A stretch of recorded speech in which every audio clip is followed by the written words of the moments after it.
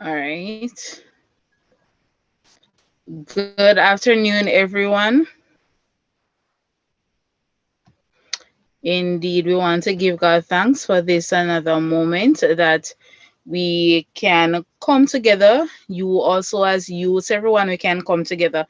And we all know that before we do anything, before we even start the day, we want to put God first. So at this moment, we are going to go straight into our devotion.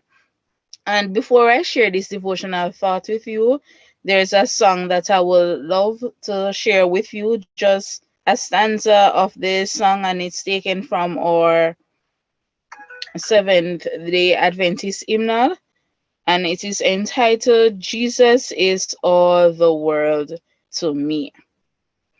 Jesus is all the world to me. Oh, give me a minute. Yes, hymn 185, and I'll just sing a stanza of it. And it says, Jesus is all the world to me, my life, my joy, my all. He is my strength from day to day. Without him, I would fall. When I am sad, to him I go. No other one can cheer me so. When I am sad, he makes me glad. Is my friend. Amen.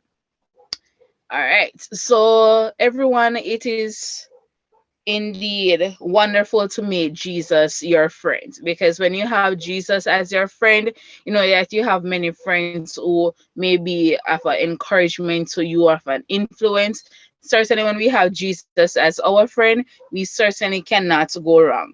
And I would like to share with you this devotional thought, and it's entitled The Morning Manna. It's something that comes to us daily, and this one is all about faith. And faith in who? Our friend Jesus. And the Bible scripture is taken from Matthew 17, verse 20. And it says, And Jesus said unto them, Because of your unbelief, for verily I say unto you, if ye have faith as a grain of mustard seed, he shall he shall say unto this mountain, Remove hence to yonder place, and it shall move, and nothing shall be impossible unto you. And we all know that with God, all things are possible.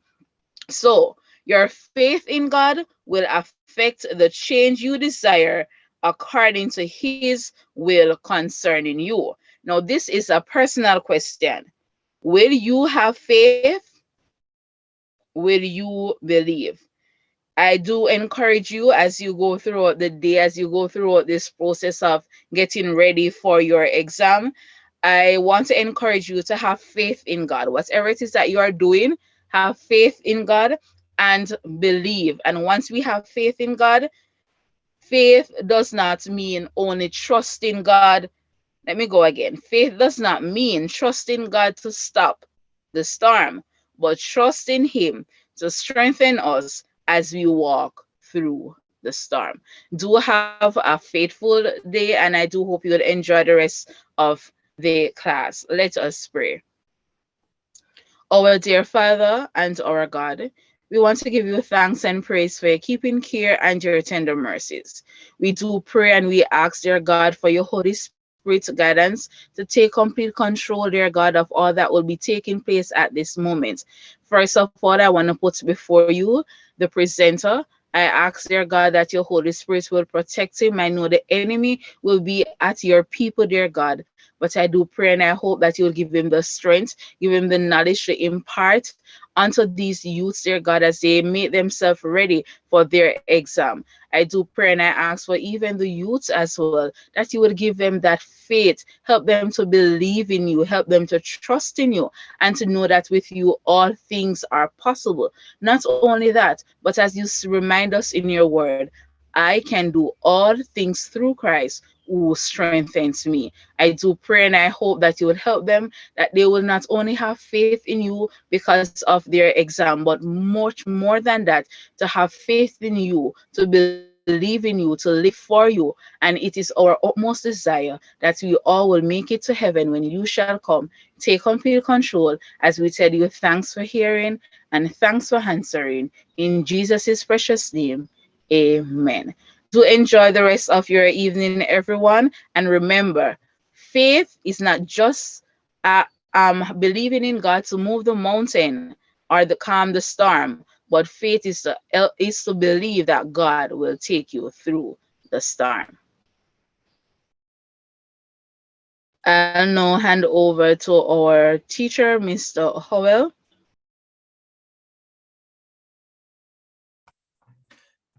Good afternoon, everybody. Thank you, Miss Spencer. Can you hear me? Type number 4 in the chat if you are hearing me, everyone.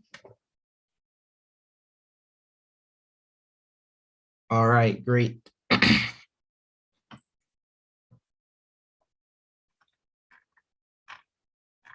All right, let me just say good afternoon again to everyone, and thanks for the invitation. So I expect that the students I am speaking to is students who are getting ready for their CSEC exams coming up, right? 5th and 4th form students, that is. Generally, students can do this subject in 4th form once they master all the concepts that they're supposed to master. But mostly for formers. So your chemistry exam. So I am here to prepare you or to give you, basically to walk you through a past paper in terms of the structure of the chemistry exam, right? Now, before I go into the structure of the paper, I just want to talk a little bit about the syllabus, right? And the fact that the syllabus is your guide. It is your Bible in order for you to do very well in your exam, right? And we know that the syllabus is divided into 3 sections. You have a section A, which looks at fundamental chemistry.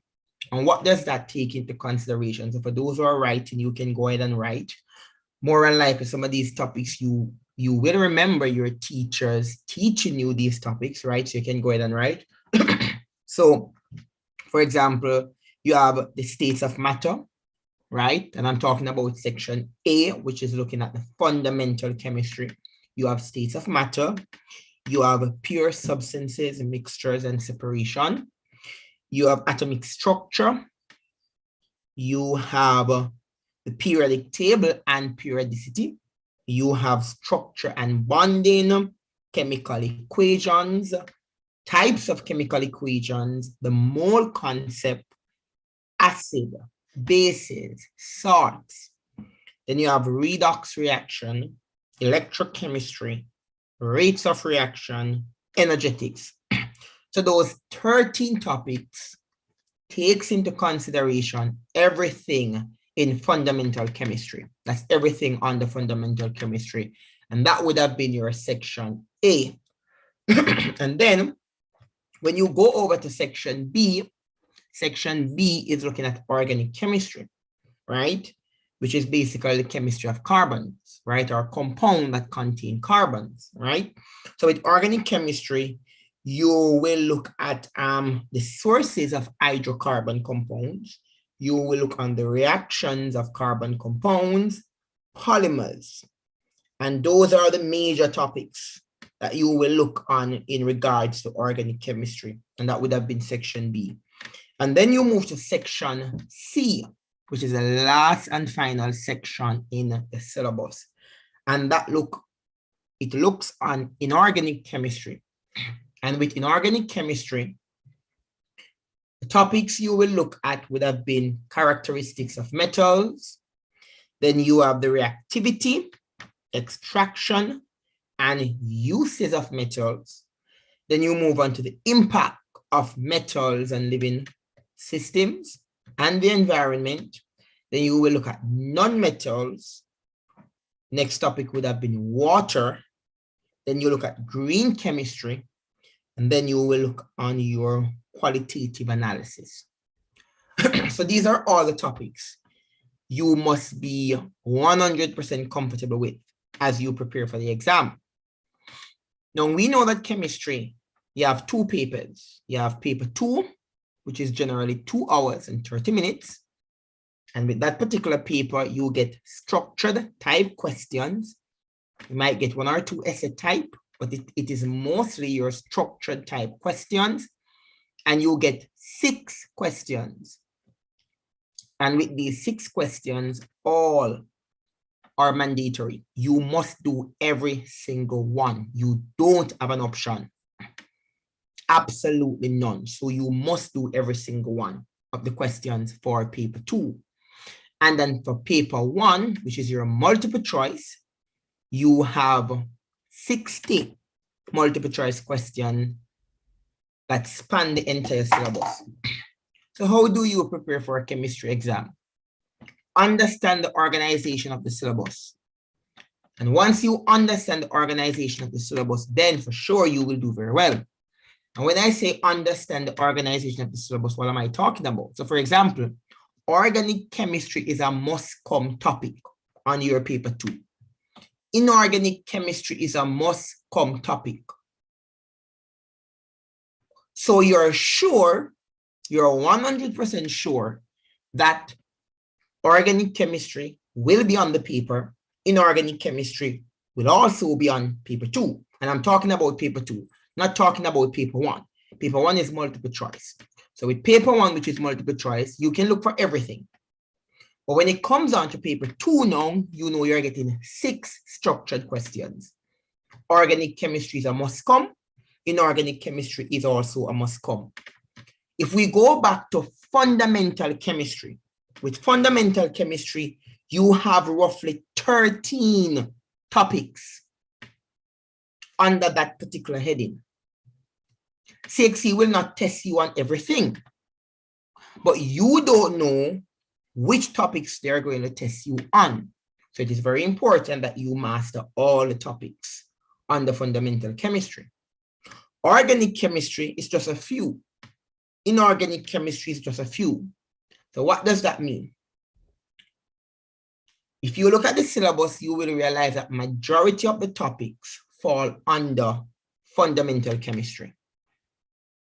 So if I should give you a blueprint as how to do very well in your chemistry exam, the blueprint would have been master organic chemistry 100%, master inorganic chemistry 100%. So once you master inorganic chemistry, and once you master organic chemistry, and when I say master, I am talking about the fact that you are 100% sure that you understand every single concept being taught by your teacher.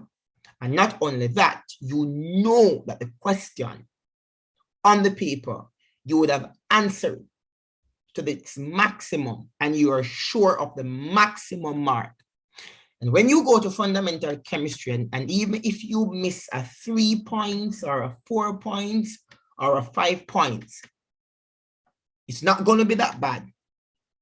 And with that said, you are sure of a grade 1. And then for sure, you know, you have your S.D.A, which is important, and you get your A in your S.D.A, you're sure for grade 1. So as I said before, remember that your syllabus is your guide, your syllabus is your Bible for chemistry. So you need to understand the general makeup of the syllabus. And once you understand the general makeup of the syllabus, then you are good to do very well in the exam, right? So if you all understand what I'm saying so far, just type number 1 in the chat. We make sure we're all on the same page here before I look at the paper 2. Exactly. So I'm seeing that we're good. Good. All right. And remember, guys, you can get the syllabus online. So go on the syllabus, go on the internet, go on the website, go on www.csec.org. And once you go there, you should be able to retrieve the syllabus right there, right? So I'm going to share my screen and I'm going to walk you through paper 2, right? So everybody should be seeing my screen right now. So if you're seeing my screen, somebody just type 0 in the chat, anybody, just to confirm. Right, thank you very much. Good. So Here we are looking at a paper 2. And remember now, people, paper 2 is generally 2 hours and 30 minutes. That's how long you will be in the exam. The instructions are very clear, right? The paper consists of 6 compulsory questions.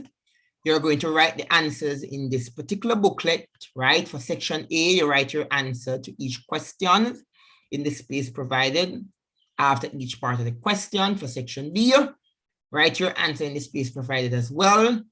Calculators are permitted in this particular exam, and then for sure, after the exam, you will return the booklet, right? So it's very important that you read the instruction. Now, remember, students, you will be tested for knowledge and comprehension. So CXC will test you on 3 profiles. They're going to test you for knowledge and comprehension. That's 1. They're going to test you for uses of knowledge, and they're going to test you for your experimental skills. So those are the 3 things that they're going to test you for. Knowledge and comprehension. When I speak of knowledge and comprehension, how much do you know? Do you have the theory? If you're asked to give a definition, do you know how to give that definition? When we test you for use of knowledge, how can you be practical with what you know? So use of knowledge is also important as well. And for your experimental skills, it will take into consideration your school-based assessment, which would have been your SBAs. And remember, students, SBAs are very, very, very, very much important. So it's very important that you maximize on your SBAs, right? So as I said earlier on, paper 2, you will have 6 structured questions. So here I go. This is the entire question 1. So before I start to look at the individual question, I'm just taking you through the question itself. So question 1 is generally a question that requires some amount of analysis, interpretation, critical thinking. That's the type of question you get for question 1.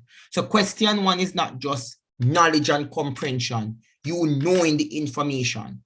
It's much more than just knowing the information. You will have to know the information, and how can you use the information now in a particular situation. Question 1 generally values 25 marks, right? So question 1 all by itself generally values 25 marks.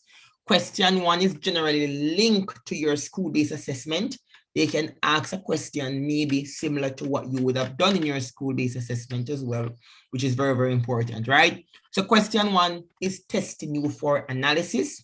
It is testing you for interpretation, critical thinking.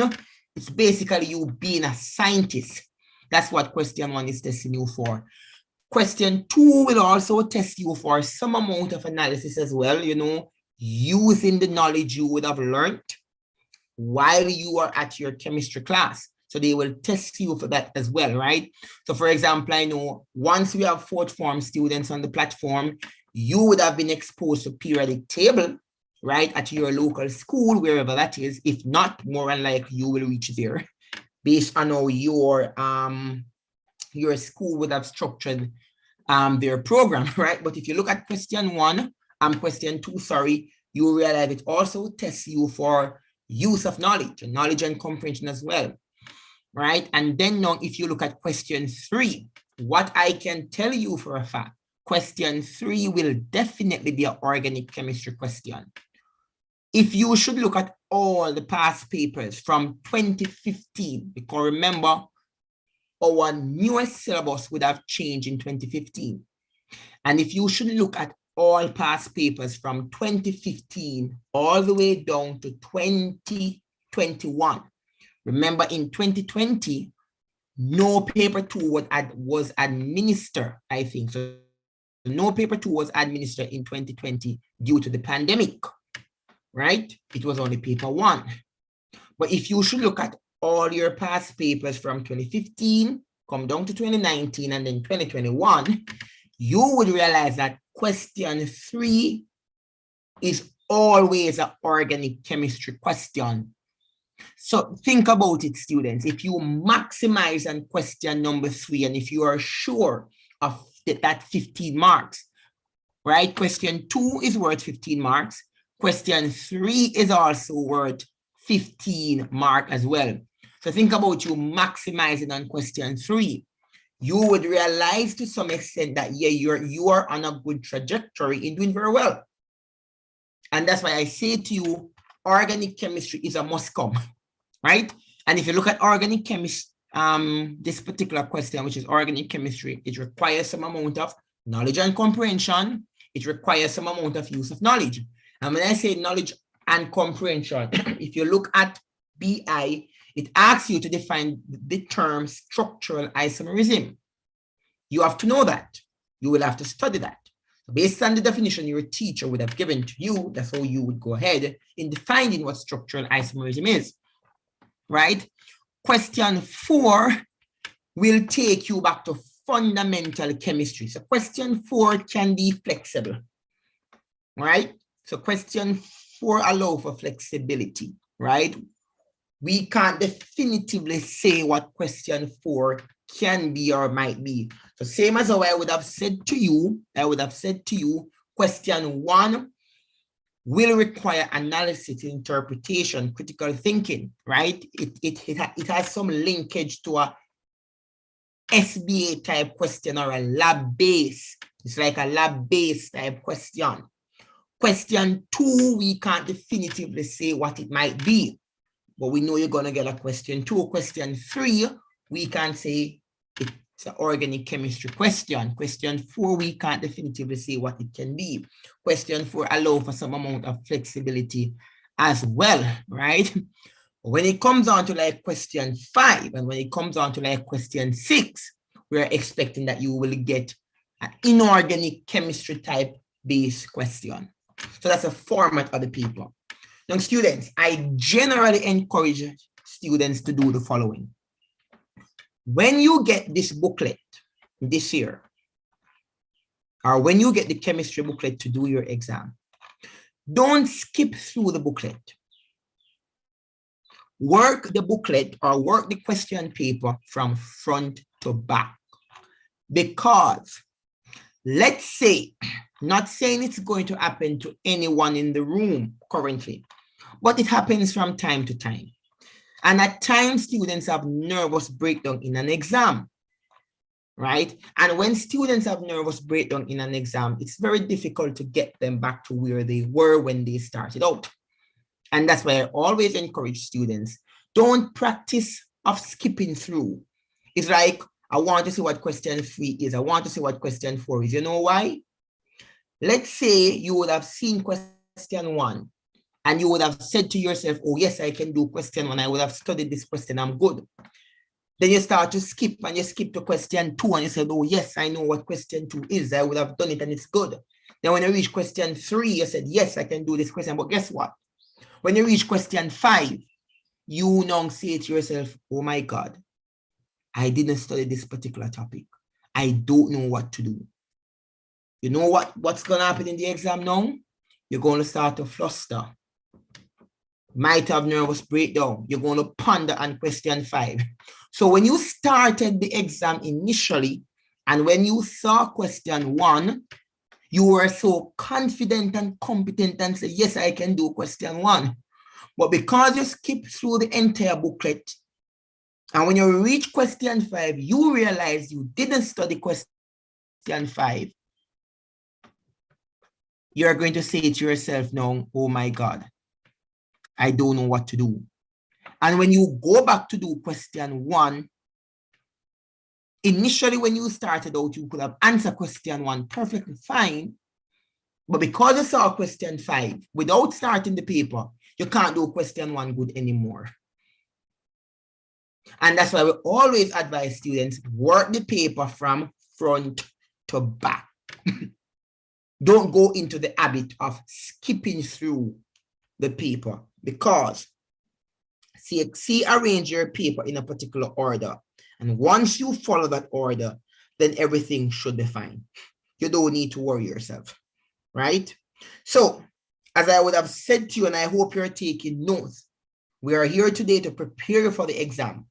So if I should go back, remember now, paper 2 is 2 hours and 30 minutes. It's divided in section A and section B. You have 6 compulsory questions. It must be done. right? Section A contain your your 3 structured, and then you will have your section B. Question 1, as I said before, is a data analysis question. What do I mean by data analysis question, students? And I'm going to walk you through question 1. Data analysis simply means you have information on the paper, and it is the information on the exam paper you are going to use to answer the question. Data analysis questions are structured in a way where the answers are on the question paper. You don't need to search anywhere for it. So if you realize that the question you're doing is a data analysis question, you search for the answer on the question paper. That is where it is. So that is what question 1 is all about. It is a data analysis question which were 25 marks. And if I should break it down a little further, this is what I will tell you. The first part usually asks you to take readings from a measuring instrument, such as a thermometer. And then you could be asked to record these readings in a table. And then the readings can also be given to you. You can also be asked to plot a graph from the reading using the information in the table. You can also, more than likely, you're asked to interpret the graph. And in interpreting the graph, it simply means we're asking you to identify trends, if there are any. You could be asked to perform certain calculations from the graph. And then the second part will basically test you for knowledge. What do you know about this particular data analysis question? So that is what question 1 is all about. It's a data analysis question. So you're looking at data, and from the data, you're going to interpret and make your analysis. So based on what I've just said, let us start with question number 1. So here we have question number 1. And question number 1 is like this. Steve knows that hydrogen peroxide decomposes to produce oxygen and water, and that catalysts can be used to speed up this reaction. And you would have learned in biology that catalysts, or you would have learned that enzymes are biological catalysts, or you would have learned that catalysts are generally substances that speed up a chemical reaction. So here we're looking at question 1. Remember, data analysis. The question is, Steve conducted a series of experiments to investigate the effect of the mass of catalyst on the rate of decomposition of hydrogen peroxide. For each experiment, he combined a different mass of the catalyst, manganese dioxide, with 50 cm cube of 0.8 mole dm cube hydrogen peroxide solution, and measured the volume of oxygen produced. He then calculated the rate of reaction for each quantity of catalyst used and recorded the information in the table. And there you have table 1, rate of reaction by mass of manganese dioxide. Now, if there are any 5th form in the room, maybe 4th form wouldn't reach here as yet, but if there are any 5th form in the room, can you recall doing a rate of reaction lab? Type number 8 in the chat if you remember doing a lab, rates of reaction. You must remember doing a lab like this, rates of reaction. Exactly, good. So do you realize that question 1 now is a lab-based type question, right?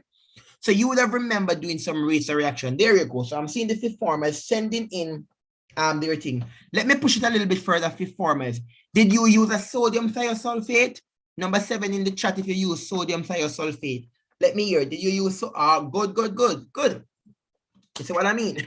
Good. So you would have done a rates of reaction lab, and that particular rates of reaction lab would have been sodium thiosulfate. And if I push it a little bit further, maybe that you look at temperature, or maybe you look at concentration. Because remember, you have factors that can affect rates of reaction. What are the factors that affect rates of reaction? Just type it in the chat. What are the factors? You would have gotten it. What are the factors that can affect rates of reaction? Surface area. Excellent. That's who, Akeem. So big up yourself, Akeem. I'm seeing temperature. Good. So it's the surface area, and I'm seeing temperature. Do we have any more? Do we have the presence of a catalyst? There we go, Ashley. Do we have any more? Concentration, and that's who, Mario. There you go. Good. So these are some of the factors that we look at which affect rates of reaction. And for that particular lab, you would have done with your teacher, right, at your respective school. Pressure is also one Tiffany, right? And we look at pressure when we're dealing with the gases, right? So you would have looked at some of these factors with sodium thiosulfate, right? And do you remember the observation? Do you remember what you observe? So if you were looking at the effect of concentration with sodium thiosulfate or the temperature with sodium thiosulfate, do you remember what you observed while you were doing the lab? Fourth formers, if we have fourth formers in the room, don't worry yourself. You're going to look at this lab as well when you reach fifth form, right? But at least you are ahead of the game, which is important. You're ahead of the game. Do you remember that particular lab in the fifth form? What would you observe? What's supposed to happen with this particular lab? Just type it in the chat. Do you remember? Less concentrated, longer for the rate of reaction. Good. What would you see? So Jonathan, tell me, what would you see? What would you observe? How you know if a reaction is taking place? What would you look for with this particular lab? If you remember doing it, what are you supposed to see? Did you put an X on a blank sheet? And if you were putting that X on a blank sheet, what were you told to do? Did you actually do that? And what else do you look for? Was there an appearance? What is the color of the appearance, if there is any? Good, the X would disappear. Also, Omar is saying cloudiness would gradually occur. There you go, Lynch. So the solution will turn milky white. Good, so that would be the observation that you would have seen when you're doing this particular lab. So now, students, if you look at this question, even though we are not talking about sodium thiosulfate, even though we're not talking about temperature and concentration, this particular lab that you would have done at school, it has some amount of relationship with the question we are looking at. Some school would have done this particular lab as well. Nothing is wrong with that, right? It's fine, it's okay. So going back to the question number 1, data analysis. Here you have a table, and with this table, you have the results. Now, CXC is simply going to start the question like this. Remember now, even though it is a data analysis question, this data analysis question can also test you for knowledge and comprehension. So even though it's a data analysis question, it can test you for knowledge and comprehension just the same. What is the knowledge and comprehension here? Define the term rate of reaction. That's what they're asking you. Define the term rate of reaction. Now, more than likely, I am going to assume that everyone would have gotten different definition for what rate of reaction is, right? But when you think about rate of reaction, always remember time is a factor. Rate of reaction is talking about the speed. So here Tiffany would put in the chat the speed at which chemical reaction takes place, right? Campbell would have said this is the rate at which a chemical reaction proceeds. There you go. So if you're talking about rate of reaction, you're thinking about time. How fast or how slow something can occur, right? And if we should go outside of chemistry and look at it in society, let's say somebody is driving a car. Maybe person A is going at a particular speed, 30 kilometers per hour, while person B is going at 70 kilometers per hour. My question to you is, who would reach at your destination first? Person A or person B? Let me see it in the chat. Based on the kilometers per hour they're going, who will reach first? Person A or person B? Excuse me, sir. Could you repeat the question, please? All right, so the question is, let's say if we should go a little bit outside of chemistry, and let's talking about 2 people driving a car. Person A is driving at 30 kilometers per hour. Person B is driving at 70 kilometers per hour. Who would reach your destination first? Person B or person A? Person B, there you go, right? So the same thing here. So when you think of rate of reaction, you're thinking about the speed, the time. So if I should give you a good definition, you could write this definition, people. The rate of reaction is a measured change. So let me type it in the chat for you. The rate of reaction is a measured change in the concentration of a reactant or product with time at a given temperature. So some of you, more likely, that's the definition you would have gotten. You can write that. Another definition you could give, right? And they will have some similarities. So I'm giving it in two ways.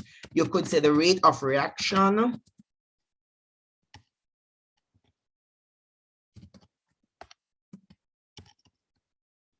or you could say the rate of change in concentration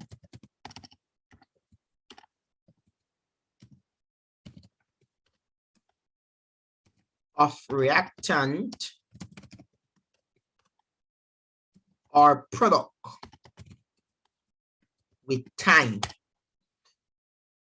So here I would have shared with you two concise definitions you can give if you're asked a question.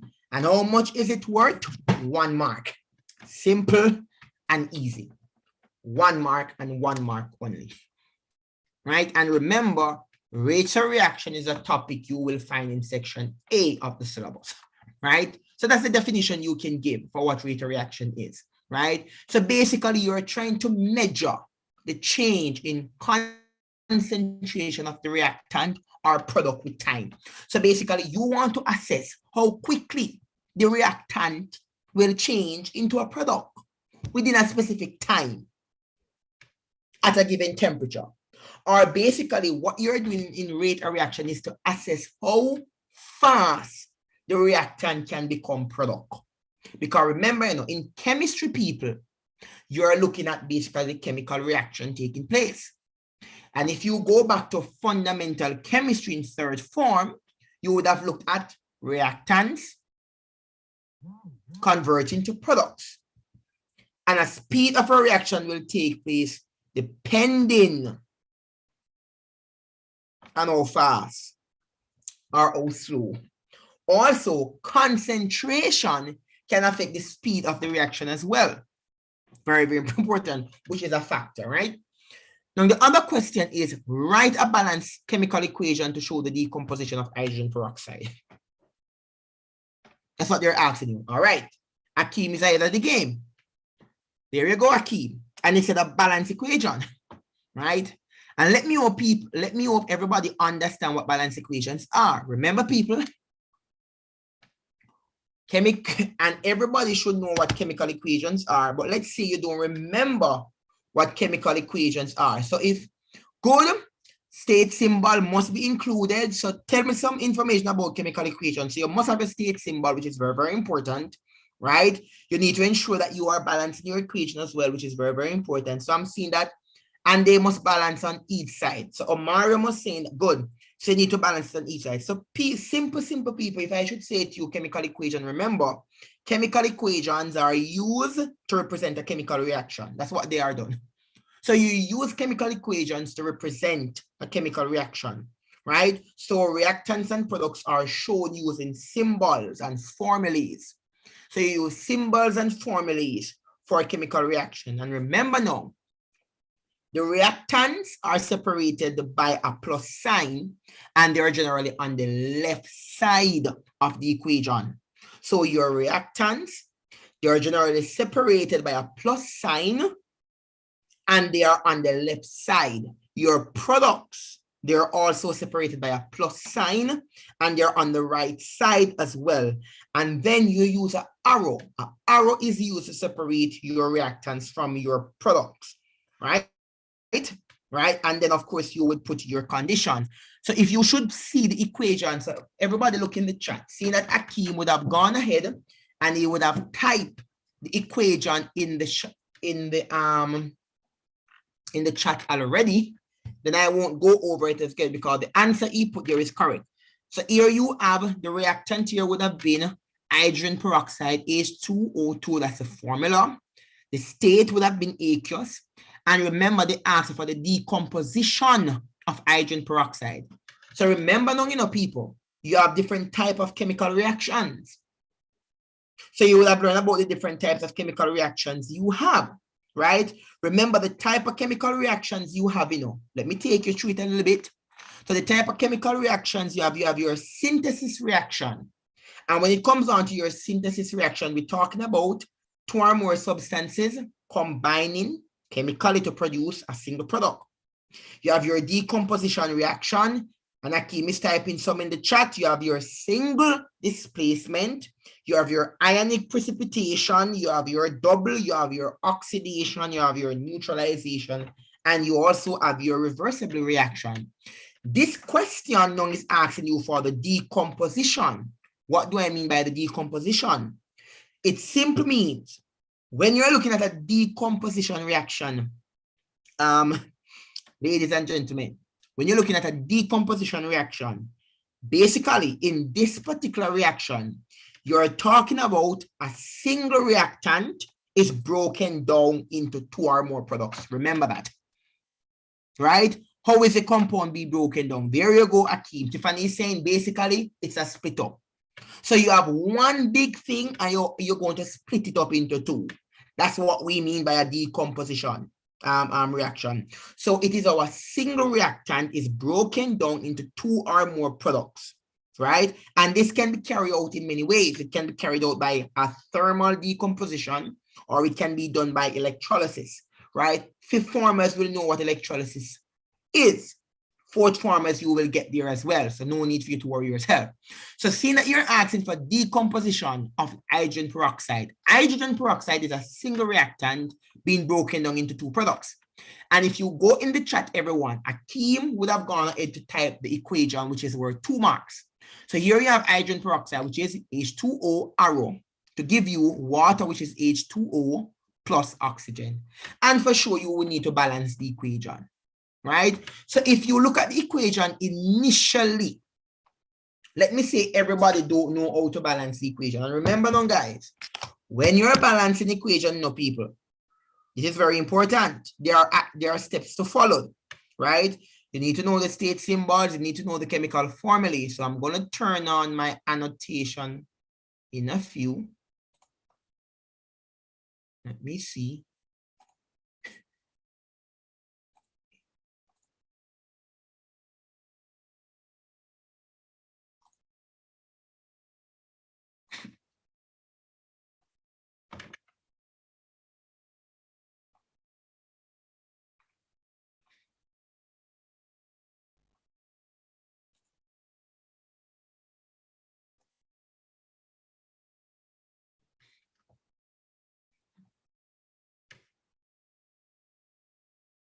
So I'm going to make a switch, everyone. Just hold a minute. Just to make sure that everybody know how balancing equations are done. So everybody should be seeing my white screen. Type number 8 in the chat if you see my white screen. All right, there you go. Good. So balancing equation now. So the formula for hydrogen peroxide is H. Here you go. H2O2. Remember, it's a decomposition. Remember, the state is aqueous. That, right? You put your arrow, and then you should get your O2, which is gas, which is the oxygen here, plus H2O, which is your water. And the state would have been liquid. Right? So this is the original equation. This is what you will have. Now you need to balance your equation. How we go about balancing your equation? You need to assess what's going on. So you ask yourself the question, how many hydrogen do I have on the left side of the equation? I have 2. How many hydrogen do I have on the right? I have 2. So far, the hydrogen seems balanced. So you don't need to disturb that. Look at the O. How many O do I have on the left? I have 2. Well, how many do I have on the right? I have this 2 here. So let me change color. If you look, I have this 2 here and 1. 2 plus 1 is what? 3. So from the look of things, we can say to yourself, okay, then the equation isn't balanced. So how do we balance it? We're going to do this by placing a simple, and you would have learned this in mathematics. What do we call that number? It starts with W. What do we call that number? You balance it by placing a simple what? Dash number. Start with W. Whole Anybody? number. There you go. That's correct. Good. So you balance it by putting a simple whole number or its coefficient in front of the formulae. And when you put it in front of the formulae, what you're doing is that you're going to alter the proportion of the reactants and products. This is very important, students. Never, never alter the formulae. Don't change the formulae. So you put that number to alter the proportion of the reactants and the product. So in looking at this equation, we would have said to ourselves, or we would have seen that what? You have the hydrogen would have been balanced initially, but the oxygen isn't. We have 2 on the left, and then we have 3 on the right. So if I want to balance this equation now, what I'm going to do, simplest whole number, I pull a 2 in front of the hydrogen peroxide, and I also pull a 2 in front of the water. Remember, it's a simple whole number. So in doing that now, guys, if I do that, right, pull a 2 here. Let's do the calculation again. How many hydrogen do I have on the left? 2 times 2 is 4. How many do I have on the right? 2 times 2 is 4. Right? How many oxygen do I have on the left? 2 times 2, 4. How many on the right? 2. So here we have the subscript 2. Right? And then putting the 2 in front of the water here. So putting this 2 in front of the water, you would have altered the proportion of the O in water. So 2 plus 2 would have been 4. So now the entire equation here is considered balanced. If we understand everything so far, type number 5 in the chat. So if we're all good, we understand what's going on. 5 in the chat. There you go. All right. Brianna Johnson, what's your question? Go ahead. Sir, I was reading up on equations, and there was this table in my book showing us how to determine the state symbols. Yeah. So I'm not sure as I thought I understood how to determine the state symbols. So I'm asking, how do you determine hydrogen peroxide? How did you know that it was aqueous? All right, so let me answer Brianna's question, how to determine state symbols, right? Now remember now, in determining state symbols, Brianna, you're talking about determining the state symbols of ionic compounds, right? What you need to remember is this, in every equation or in an equation, right?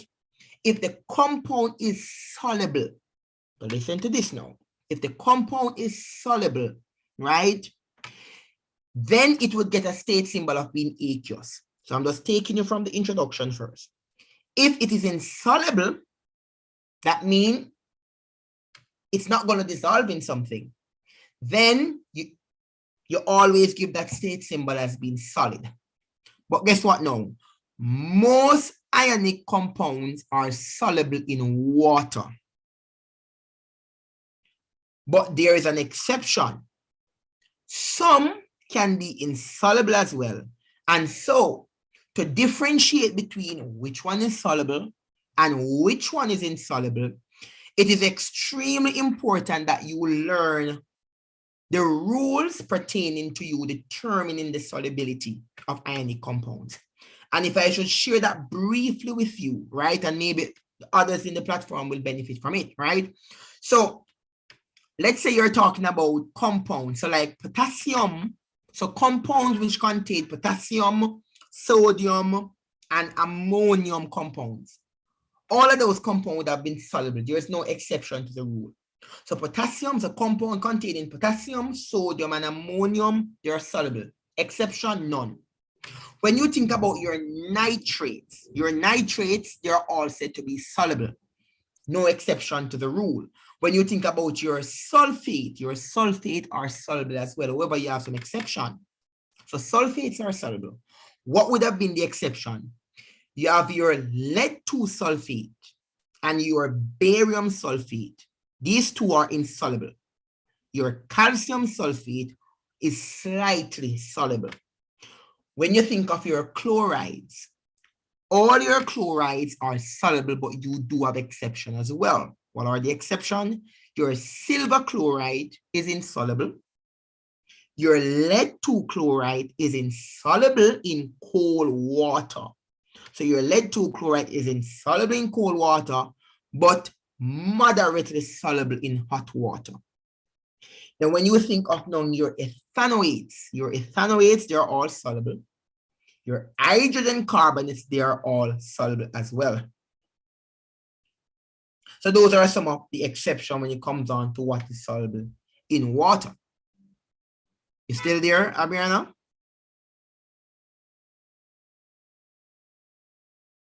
Yes, sir. All right. Good, right? So that would have been the general rule. And then now, as I said before, you also have common ionic compounds which are insoluble in water. And as I said before, there are many of them, right? So your carbonates are insoluble. Your phosphates are insoluble. Your hydroxides are insoluble, right? And you have your metal oxide, which are also insoluble. But once again, with all of these things, you have exception to the rules, right?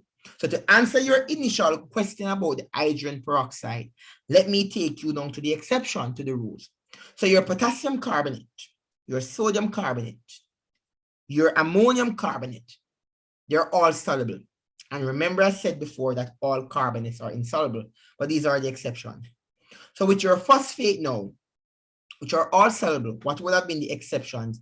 Potassium phosphate, sodium phosphate, ammonium phosphate, they're all soluble. Here we're talking about the hydroxide now, right? They're all insoluble. But your potassium hydroxide, your sodium hydroxide, your ammonium hydroxide are soluble. Calcium hydroxide now would have been slightly soluble. And now we go down to your metal oxide. Because here we're talking about hydrogen peroxide, which are soluble. But what are the exceptions?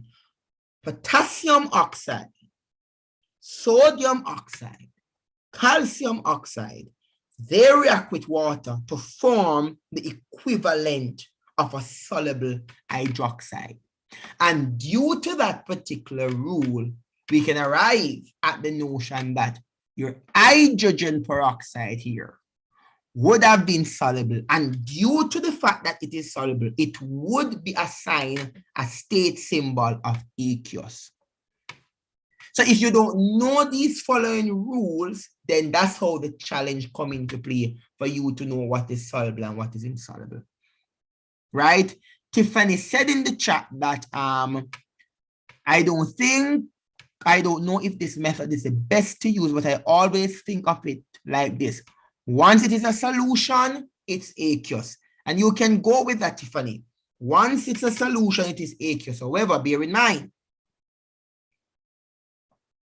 you think of it as a solution, therefore it is aqueous. But remember, in some solution, the solute doesn't necessarily dissolve in the solvent. Remember, solute plus solvent give a solution. And if the solute don't necessarily dissolve in the solvent, then you can't say it is soluble because you won't have a solution. So my advice to you is know the rules, and once you know the rules, it will make everything easy for you. So did I answer your question, Abriana? Hope I did. Yes, sir. Thank you. All right, not a problem. And good for all right, Tiffany, good. So we're all on the same page. Good. So let me stop share my whiteboard and let me go back to the exam script. Right. So we would have established what the balance equation is, and I would have shown you how you go about doing balance equation, right?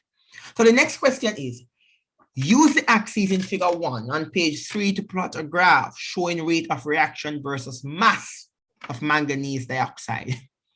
Remember now, guys, when I was talking to you about question 1, I would have said to you for question 1, which is a data analysis question, you get a data. From the data, you could be asked a knowledge and comprehension question. And from the data, you'll have to plot a graph. 2 things to note, guys. CXC will give you the graph, and give you a scale already. So if you look at this graph, you can see that with this graph, you don't have to decide on a scale. All you need to do is plot the graph. Or they can give you a graph paper. And in giving you the graph paper, you now would have to decide on a scale. You will now have to decide on a scale.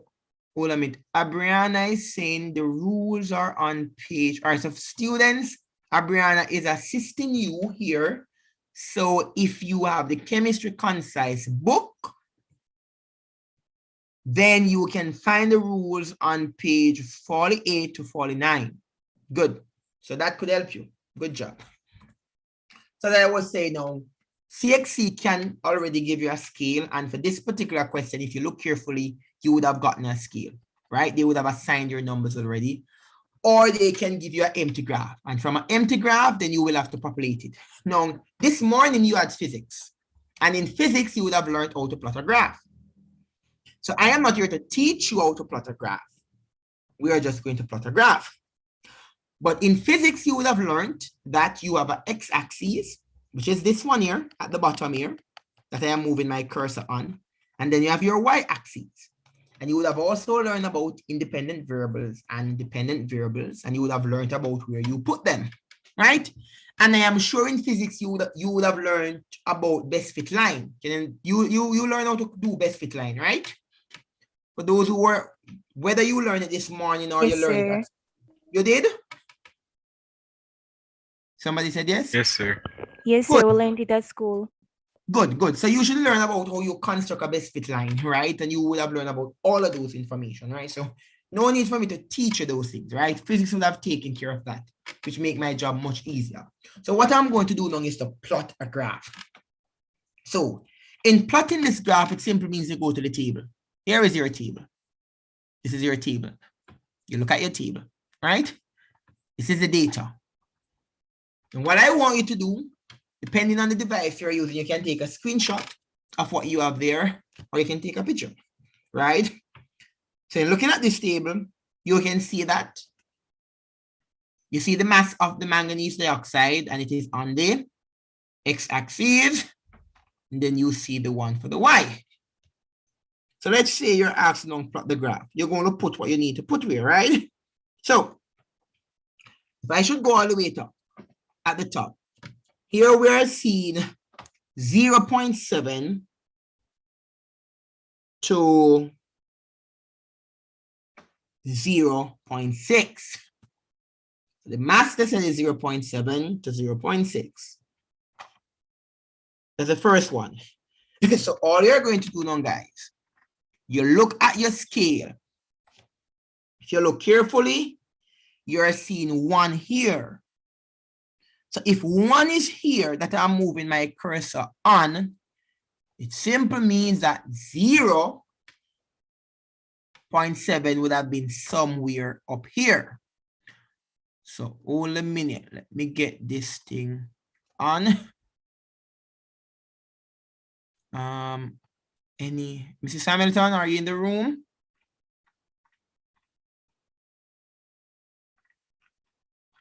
None of the, I don't think your Zoom platform is allowing for me to do that.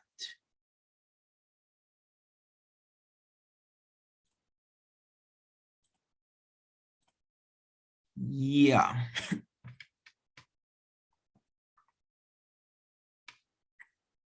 So let me, students, I'm trying to see if the platform can allow me to do something here. And I'm not seeing that currently.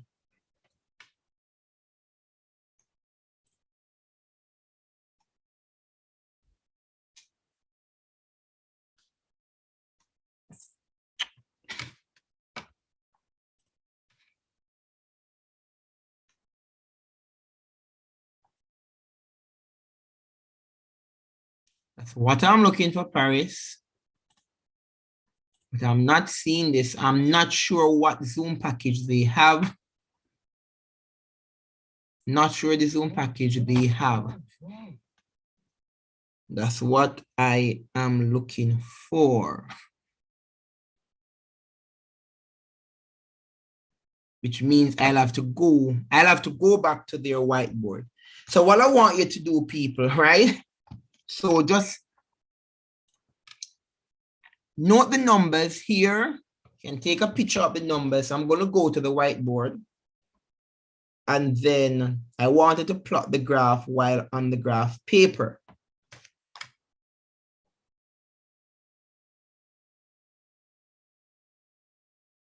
But what I'm looking for, I can't find it on their Zoom package. So let me go to the whiteboard. So just take a picture of this. Have an idea of what your graph look like here. This is the graph. Look at the scale. So 1, 2, 3, 4. So every 4 they go up by 1, 2, 3, 4. And then it's 2 cm cube and they're going up by what? 5 here. So if you look carefully, you can see how much they're going up by. So stop share. Then let me go to the whiteboard. So let me just erase all of this. Everybody should be seeing the whiteboard now.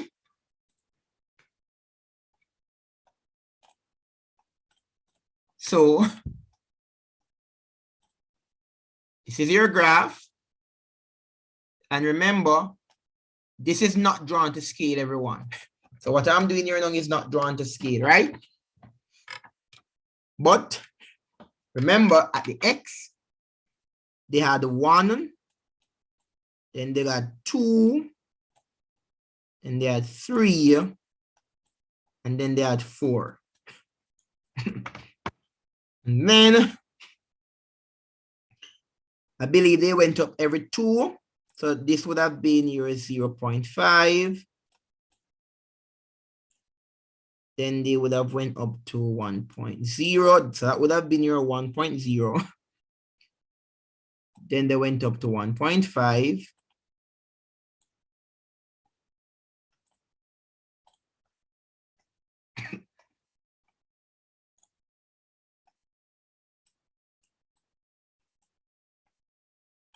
Then you go up to 2.0. Then you have 2.5. Then they went up to 3. Then it was 3.5. And I think they went up to 4. And they go to what? 4.5. And bear in mind, this is not drawn to scale. But when you do it on the official graph paper, you should do it very well, because you have something drawn to scale. And then I think they stop at 5, right? And then remember, on the x-axis, you would have had the mass of manganese dioxide, and on the y, you will have your rates of reaction. So if you look on the information now, the table, I remember you're plotting the graph from the table, guys. So in looking at the information, you would have seen 0.7 to 6. So if this is 1, people, if this is 1, then 0.7 is going to be somewhere about here. So we're making some estimation right now. So this is 1, 9 would be about here, 8 is about here. So we can call it 0.7 is right here. And it's 0.7 to what? 0.6. So 0.6 has to be a little bit above 0.5. So let's say about here.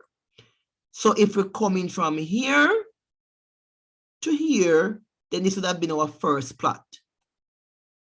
Right? 0.7 to 0.6, right? And then you go 1 to 2.5. No, sorry, 1 to 1.3. So we know this is definitely 1. So 1 on the x-axis, and if this here is 1, then 1.3 is a little bit above it. So you have 1, 1.1, 1.2, so 1.3 might be here. So we know so it's going to be somewhere here, right? And remember, not drawn to scale. Then you go from 2.0 to 2.5. So if this is 2, this one is easy to find. Here is here 2.5, here is 2. That means the other one will go right there. And then, moving on, 3.0 to 3.8. Identify our 3. This is a 3. If this is 3.5 right here, then 3.8 will be about here, close to 4. And then you have 3.9. And then the other one would have been about here. And then now you're moving to 4.0 to 5, simplifying. There is 5 there for 4.0, so you put it there, right? And then now you're going to do what we call a best fit line. So your best fit line, and based on what you're learning in physics, well, maybe I won't get a best fit line here, but let's see. Remember, this is not drawn to scale currently, right? So I wouldn't call this a best fit line, because remember, you want to ensure that you have evenly distribution, right? Let's try again. That is more close to a best fit line, right? So if you realize now, that's what your graph should look like for that particular question. If you understand number 9 in the chat. Good. Directly proportional, there you go. So as I said to you, remember what I did here is not perfect, not drawn to scale. So what you're seeing on the whiteboard here is not drawn to scale. It's just to guide you and to show you how you would have gone about plotting your graph, right? So this is not drawn to scale. So that's basically how it would look, right? So we go back to the question. Now, guys, so we see what the graph would look like from the whiteboard, right? And then now, remember now, data analysis question, they're going to ask you to interpret the graph. They want to know if you know to interpret the graph. Can you interpret the graph? What can you tell me about the graph? They want to know that, people, right? They want to know, oh, if you're asked to interpret the graph, can you interpret the graph? So the next question is, from the graph, describe the relationship between the rate of reaction and the mass of the catalyst. Which is simple. Somebody said it in the chat. It is directly proportional. But you're not just going to put it is directly proportional, because this question is worth 2 marks, you know, people. Seriously, because the question is worth 2 marks, you can't just say directly proportional. So you would have said that the production of oxygen increased, and you would have seen that the production of oxygen increased with the mass of the catalyst. So if you realize as one factor increase, the other one increase, which means that now the rate of the production of oxygen is directly proportional to the mass of the catalyst used. That's what it means. Because remember, the graph is talking about the decomposition of hydrogen peroxide, right? So somebody said that the rate of the reaction is directly proportional to the mass of the catalyst. Good. In other words, we are saying that the rate at which the oxygen was produced is directly proportional to the mass of the catalyst used in the reaction. Very, very important. So that's what your interpretation would have been, right? And then the other question asked is, explain how the catalyst affects the rate of a reaction as described in AIV. Now, this is more so bio and chemistry. All of us should know that catalyst used in a reaction, it lowers the activation energy. So in case you don't remember, they asked you to explain how the catalyst affects the reaction, the rate of the reaction described in AVI. So you would have said that the catalyst lowers the activation energy of the reaction, causing more molecules to participate in the reaction per unit time. So that's the function of the catalyst in a chemical reaction. It lowers the activation energy. And if you should look on any graph or any graphical data, you would have seen that actually taking place. So that's the purpose of your catalyst. So that would have been your answer. It lowers the activation energy so you can have more and more participating in what it needs to participate in.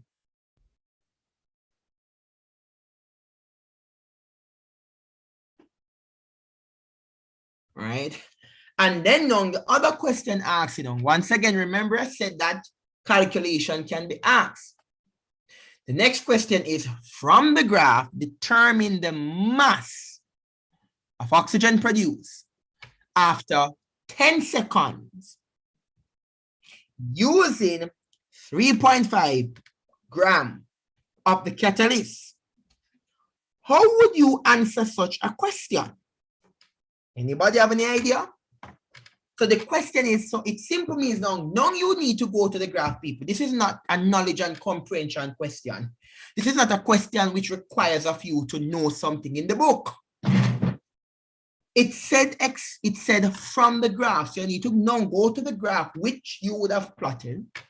And from that graph which you would have plotted now, you need to determine the mass produced after 10 seconds using 3.5 gram of catalyst. Anybody know what you would have done? Anybody want to try? What would you do? Anybody? Let me hear what you have in you. Anybody have any idea?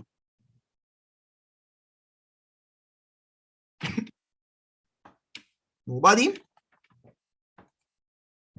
All right. So let me tell you what you would have done. Simple, easy. In physics this morning, are you people learn about gradient in physics? Y2 minus Y1, X2. You did? Yes, sir. Right, good. So your people learn about those things, man, right? So, and you would have learned about rise and run. That's how you go in physics, right? Good. Yes, sir. All right. So basically what I'm teaching you right now is all physics. So based on what the question is saying, that the question want to know, it is asking you to determine the mass of oxygen produced after 10 seconds. But in order for you to determine the mass of oxygen produced after 10 seconds, you need to know the mass of the oxygen produced at 3.5 grams of the catalyst. So what you will need to do now, students, is this. Let me show you, right? So this is what you would need to do in order to answer the question. So in order for you to answer the question, if I should go back to the whiteboard, I would need to now look at my graph. And in looking at my graph, I need to locate 3.5 on the x-axis. So 3.5 would be about here, about there. So you're going to have 3.5 about right here, as you can see, right? I make my marker there. So if we identify 3.5, let me see if somebody typed in the chat, right? So once you do that, young people, you're going to make what we call a rise, because remember, you want to know, based on the question asked, you want to know the mass of oxygen produced at 3.5. So now you're going to make a rise. So here I am making the rise, touching the best fit line, and then now you would need to make a run. Remember, this is not drawn to scale on the board. This is not drawn to scale on the board. Remember that. So once you do that, young people, you might get about 4 point something. I can't say to you 4 point what you will get. But let's say for argument's sake, you get like a number of, because if we look at this graph, people, here would have been 4. This is 4. And then this one here would have been 4.5. So based on my run, let's say you get 4.4 times 10 to the what? -3 gram S minus 1. Some of you might be saying to yourself, no, you can see how I get the 4.4, but you might be saying to yourself, how did I get 10 minus -3 and how did I get the gram? Let me show you how I got that. If I should take you back to the question paper, and if you should look carefully, guys, look over this side. You realize that you see rates of reaction. Look on the graph here being labeled. You realize that it is rates of reaction times 10 to the -3 gram S minus 1.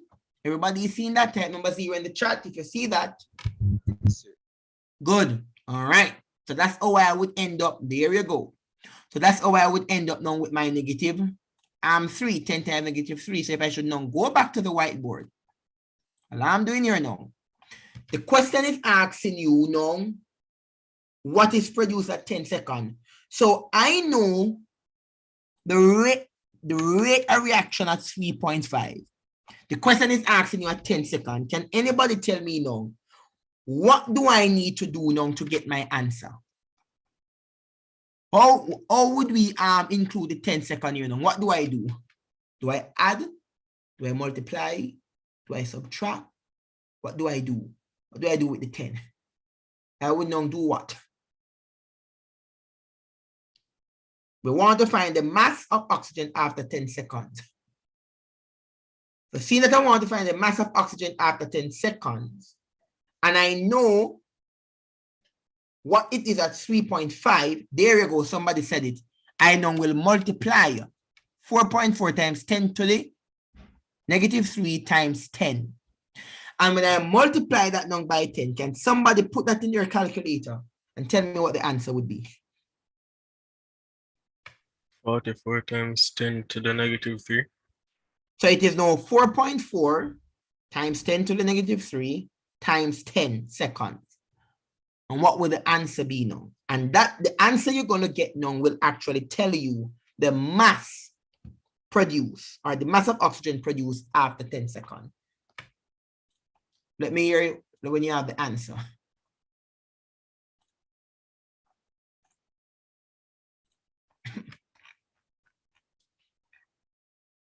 Do we have the answers yet? Sir, I got 0.044. So if that's the answer you got, that's the correct answer, right? So whatever you get, I would have shown you the procedure, right? So if that's the answer you got, then that would be correct. So I would have gone through the procedure and show you how you would have done what you need to do, right? So if everybody understands what you do with that question, especially now, which is a calculation, type number 6 in the chat. I want to make sure that you understand that particular question. So it's actually you doing a calculation from a graph. Type number 6 in the chat if you're good.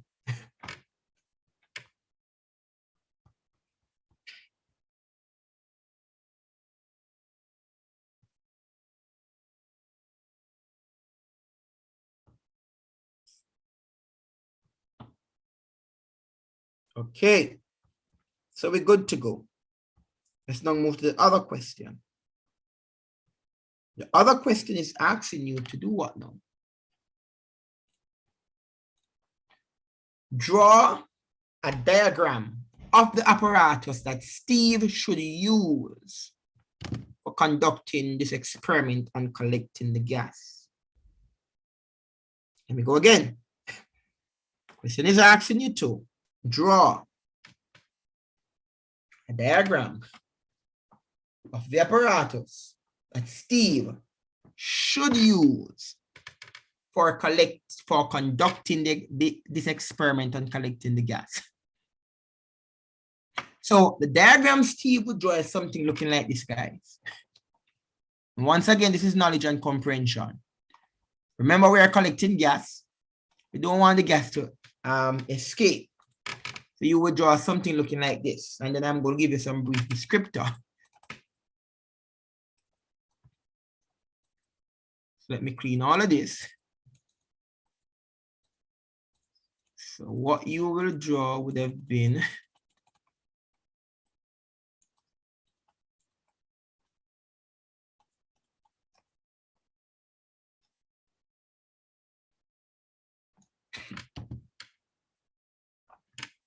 so anything you're going to draw, it would have the following. So you're going to draw something looking like this. It's a container containing the reaction. Here you go. This looks something like a conical flask.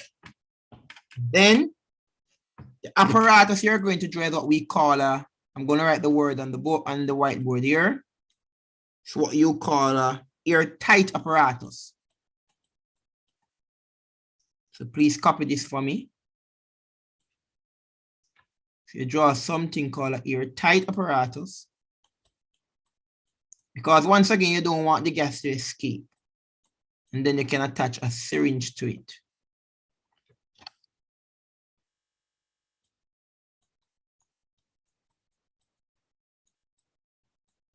So here now you're going to put what we call rubber bunk right here. Remember, you're connecting it, and then you will have a tube going like this. One like that. One like that. So we say airtight because look now, guys. Right here, realize that the gas cannot escape because you have these rubber things right here that is actually lessening that. And then you're going to have something that we call a gas syringe.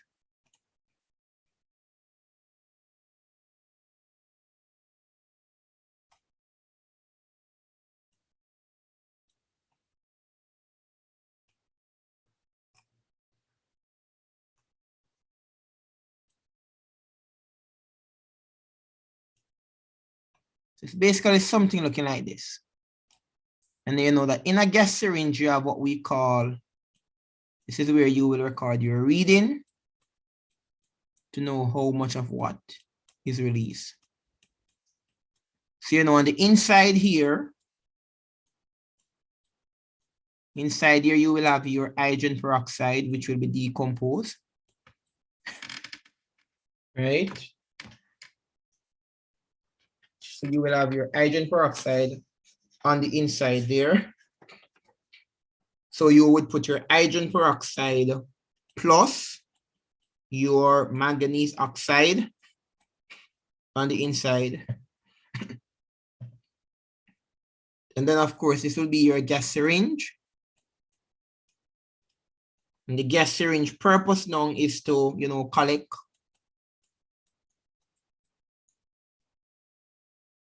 the gas. That's where the measurement will be done.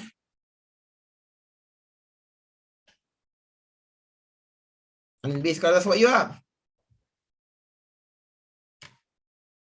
But what will allow you to get the mark, people, which we consider to be very, very important, is that you're drawing something where it will collect the gas. Let me show. So this is one diagram that some people generally draw this diagram, right? So some people draw this diagram. So you can take a screenshot or you take a picture of it. But the ideal diagram now that I'm going to show, once again, it's an airtight apparatus. So this one is what you should put. So this would have been your H2. Once again, your H2O2. So now you will draw something looking like this. So once again, here you have it.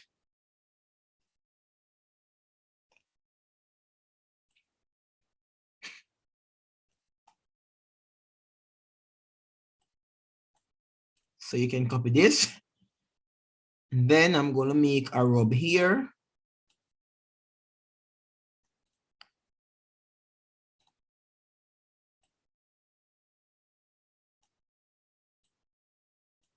And then you have some conical flasks which look like this.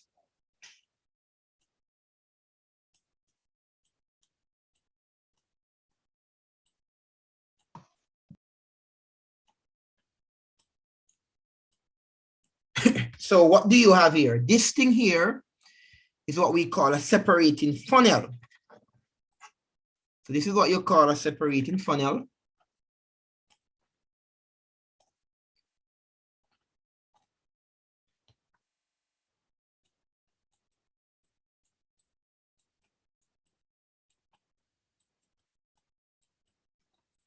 And the separating funnel here, it's a means of adding the hydrogen peroxide in basically dosage, right? And then this thing here, where you have the airtight,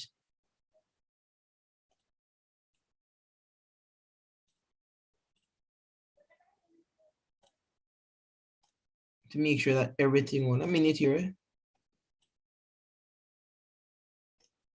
So this is what you call your stopper, which is there to make sure that the container is very much airtight.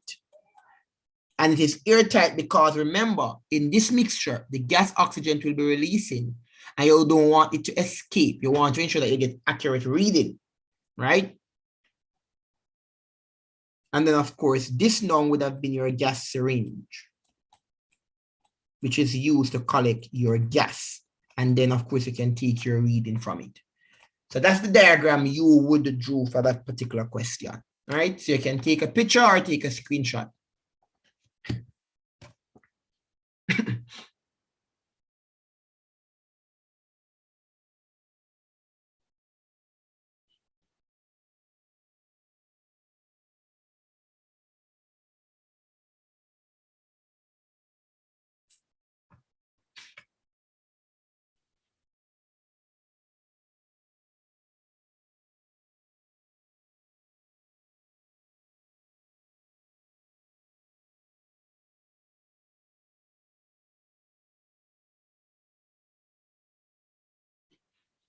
All right, so I will close this and then we go back to see what the other question is.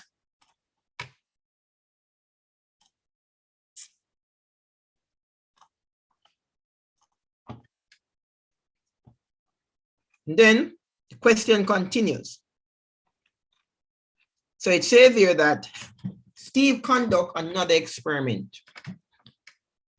And the other experiment he would have conducted is to compare the rate of decomposition of 0.3 mole dm cube hydrogen peroxide using the same amount of manganese oxide.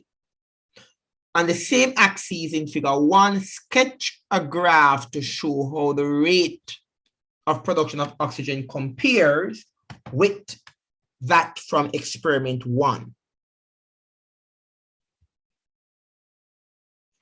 So,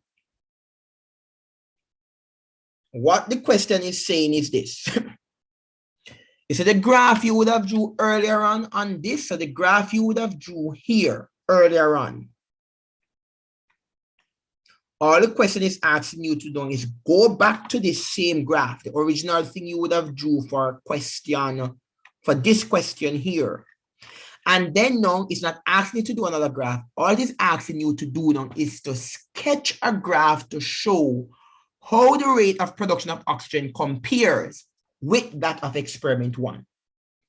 Because Steve is now doing another experiment because he wants to compare. If we should go to the scenario at the top, people, in the scenario, what mole, I want you to read the scenario carefully now. What mole of hydrogen peroxide he would have used initially? Type it in the chat. So what mole of hydrogen peroxide you would have used initially? Look through your question, find it. What was the concentration? What's the concentration you would have used? There you go, Omari, 0.8, good. And then with that 0.8, and he was able to construct a graph. Now, in this question below, is there an increase in the concentration or is there a decrease in the concentration? What it is? A decrease, sir. Decrease. It's a decrease. Good. Excellent job, guys. So now you have a decrease. So now in decreasing the concentration, remember, people, you are comparing. And when you compare something, you want to see pros and cons. You don't want to compare to find out if when he use a less concentration, would he get the same graph or would he get a different graph? That's basically what he's doing. So now, if you remember the graph that I drew on the whiteboard, right? I'm not going to draw it again, but if you remember the graph I drew on the whiteboard, what are you going to do here now? I'm going to tell you and you can do it. You are going to draw a straight line going through the origin. So you're going to draw a straight line. So draw a straight line going through origin, a smaller slope than the first plot. So all you're going to do is to ensure that the slope is smaller compared to the first plot. And as I said, you would have done physics this morning, so you know exactly what I'm talking about, or you should know, because physics teach you how to plot graph and how to make your slope smaller and larger. So all you're doing is that you're going to find the origin now, because all they want is a sketch. You know, the origin would have been somewhere here, right? So you're not going to draw a thing going all the way out. Start from the origin, but just make sure that the slope is smaller compared to the first plot. And then that question would have been answered, right? For 2 marks, right? So in continuing the question, guys, remember, it's a data analysis question. So the next question is, Tara needed to identify an unknown compound, X. She wants to identify the name of a compound. So CXC would have given Tara a fictitious name. The name is X. She carried out a number of tests on an aqueous solution of X and recorded some of her results in table 2. You're now asked to complete table 2 by inserting the missing inferences. This particular question here, to do well at it, you have to remember your qualitative analysis. So you need to remember qualitative analysis, right? Because you want to identify what X is. So similar to any scientist, if you want to identify the name of something, you have to carry out tests. And in carrying out the test, then you will know what it is. So if you look here now, look in the table, what is the test? The first test is to a sample of aqueous, to a sample of solution X, aqueous ammonia was added until in excess. Then the observation they would have gotten is this: light blue precipitate is soluble in excess to produce deep blue solution. Now you need to make an inference. Now students, the fact that I hear blue, only one cation will come to my mind. Remember, when you're doing qualitative analysis, the purpose of doing qualitative analysis is so that you can identify cations and anions that are present in a compound. And here we have a student, Francis would have said copper. That is correct, Francis. So the answer you would put in the inference would have been Cu2 plus ions are present. Remember now, the purpose of a qualitative analysis is to identify cations and anions that are present in a compound. So the first inference would have been known Cu2 plus ions are present. What is the other test? Powdery zinc was added to a sample of solution X. A red-brown solid is produced and a blue liquid gets paler.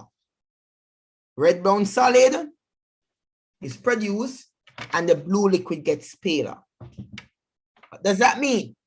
And there you go, copper metal is produced now, guys. So students, just type it in the chat. Copper metal is produced. And now they want you to write the ionic equation.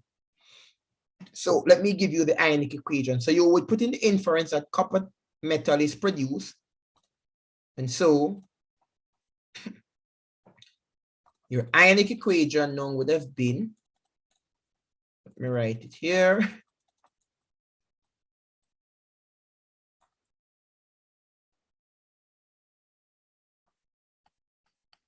The ionic equation now would have been, and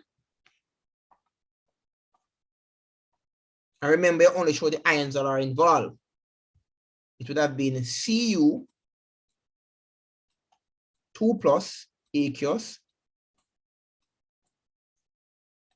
plus zinc, which is solid. God, they said it is powdery zinc, so it has to be solid. That will give you now Cu, which is solid, plus zinc in a solution. So this would have been your ionic equation. So let me hope everyone in here, you know to write ionic equation. So with ionic equation, you're only showing the ions that are involved. So that would have been the answer.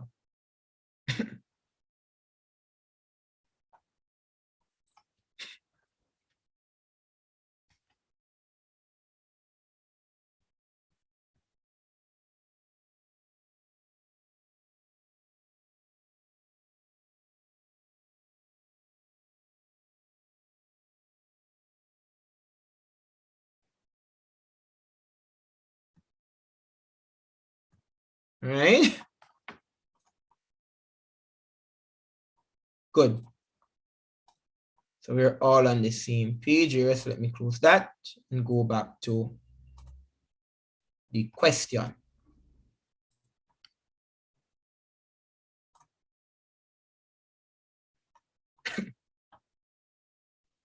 Sir, someone in the chat is asking you to go over. Okay, what? Let me check. Macintosh, what exactly you want me to go over? Sir, what you just did a while ago, the balancing. Oh, you mean the ionic equation? All right. Yes. So with ionic equation, Macintosh, what you need to remember is that ionic equation basically is showing you the ions that are involved. So you would have learned in any chemical equation, you have what we call spectator ions. What do we mean by spectator ions? They're just there spectating. So for example, let's say you go to a football match. When you're at the football match, the players on the field, they are the real deal. They are the one playing.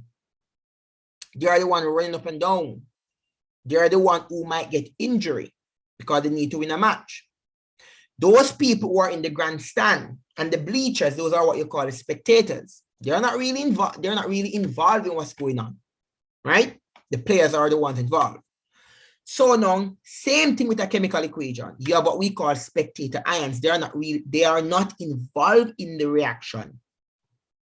So in writing an ionic equation now, you narrow down the actual ions that is causing the thing to change from a reactant to a product. So when they asked to write the ionic equation, this would have been it. So what you have is copper 2 ions, which is aqueous, reacting with the powdery zinc, which is solid initially, to give you copper, which is solid, going back to its original form, and then zinc going into aqueous. You good, Macintosh? Yes, sir. All right.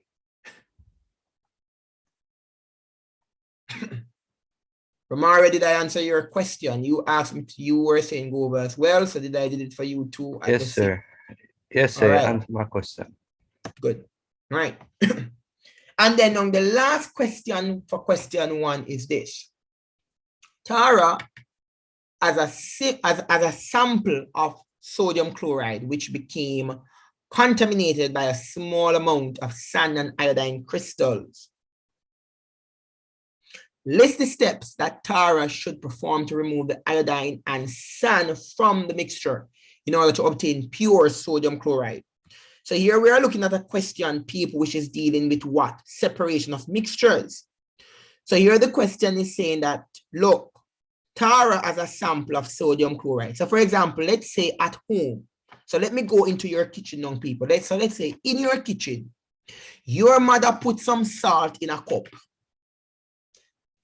So mommy put some salt in a 1 cup. Mommy needed that salt to cook. But a baby has a bottle in his or her hand running up and down, which have sand and iodine crystal in it, and accidentally empty out the sand and the iodine crystal into the cup of salt that mommy has at home. Mommy cannot use that salt anymore. So mommy has 2 options. Option number 1, dispose it in the bin, or option number 2, how can you remove the sand and the iodine crystal from that cup of salt? So there is a separating technique that we can use to do that. So as a chemist, we wouldn't really dispose the salt because we know that there's a technique we can use to get the sand and the iodine crystals. So now the question now want you to list the steps that Tara would use now to remove it, right? So what would have been the step? Now remember now, guys, you have a lot of separating techniques. Akeem would have shared one. We have filtration, you have evaporation, you have chromatography, you have sublimation, you have fractional distillation, you have simple distillation, you have crystallization, you have the separating funnel. You have a wide array of separating technique out there. But with this particular one, you can't use all. Maybe this, based on the question being asked, you might only need 2. So what would have been the step? So let me give you the step. Step number 1. Let me type it in the chat. So for step number 1, you are going to warm gentle.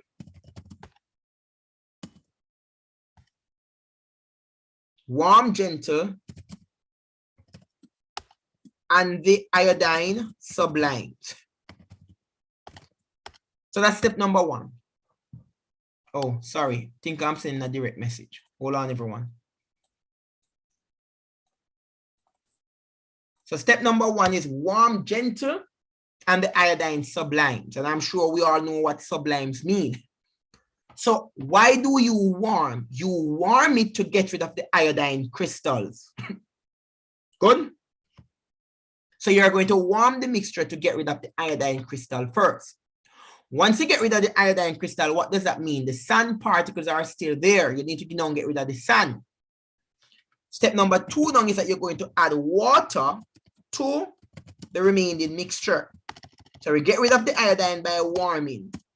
You add water to the remaining mixture and mix. Step number 2. We're now going into filtration. Then now you're going to filter to remove sand. Filter to remove sand. And the last step now is that you're going to heat to remove the water and leave the salt. 4 simple steps. So step 1 will take care of the iodine crystals that is there. And step 2 to step 4 will take care of the sand. And then that's how you get your 25 marks for question number 1, which is a data and analysis question. So in a data and analysis question, it requires some amount of what? Knowledge and comprehension, the use of knowledge, and critical thinking skills. So students, if you all understand that question, type number 0 in the chat.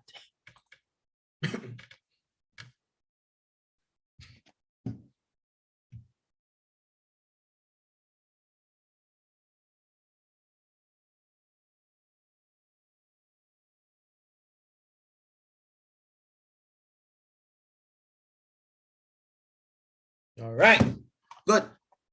So let's run down question number 2. What is question number 2 saying? Periodic table and periodicity. Once again, fundamental chemistry. Study table 3, which present a portion of the periodic table. Q, R, T, W, and X representing some elements. And answer the questions which followed. So let's see what we have here. There you have a periodic table, right? And with this periodic table, it's a portion of the overall thing. And they are now asking you now to do what? Answer some questions that follow. Question 2AI. Identify the alkaline earth metal. So you're now asked to identify the alkaline earth metal. So the alkaline earth metal can either be, now I see where Akeem would have typed in the chat, calcium. Now you're correct, Akeem. Calcium would have been an alkaline earth metal. However, let's go back to the question. The question did not ask for a name of the alkaline earth metal. Read the question again. Study table 3, which present a portion of the periodic table with Q, R, T, W, and X representing some elements. And answer the questions which followed. Identify the alkaline earth metal. So Akeem would have said calcium, which is correct. What else could we have said, Akeem? Or anybody else? What else could we have said? X. Good. Good, good, good, good, good. There you go. Moving on. Which of the elements show the highest atomic number? Let me see who can get this one. So which of the elements show the highest atomic number? And remember now, atomic number is like the counting number. Which one will show the atomic? T. There you go. T is correct because if you look, people, here you have, if you should go in order, there you have lithium, then you have neon, come to the next one, XQR, then, so it will definitely be T. There you go. Correct. Moving on. Which element will form ions with an oxidation number of -2? -2. Fourth formers wouldn't reach do redox reaction as yet. But fifth formers, once you are in fifth, you should know. So which element will form ions with an oxidation number of -2? -2. It simply means this element need 2. Which one? Not X, X would have been positive 2. Q is correct, good. Because Q is in group what? Group 1 is Q is in group what? Group 6. Which means it only need 2 more. It only need 2 more to become what? Stable. And remember, you have rules in assigning oxidation number, right? So remember those rules. Moving on. R reacts with W to form a compound. So your R will react with W to form a compound. So R is in group 7 reacting with W, which is in group 1 to form a compound. What's the question? What type of bonding takes place when R reacts with W? Ionic bonding. That's correct, because all of us should know that ionic bonding is between a metal and a non-metal. And here we have W, which is a metal because it is in group 1, and R is a non-metal. We know what metals are on the left side of the periodic table. Non-metals are on the right. So it would have been an ionic bond. And now you're now asked what? Draw a dot and cross diagram to show the bonding between R and W. But before I do that now, people, quickly, what's the valence electron on W again? And what's the valence electron on R? How many valence electron W has? Remember the group 1. Good. And we know it is 1 because the group number is the same thing as the valence electron. There you go. And R would have what? 7, because the group number is 7. So let's go to the whiteboard quickly and do that ionic bonding. They're asking you for dot and cross. So since that they're asking you for dot and cross, here we go. So let me clean this. And let me do this quickly. Hold a minute.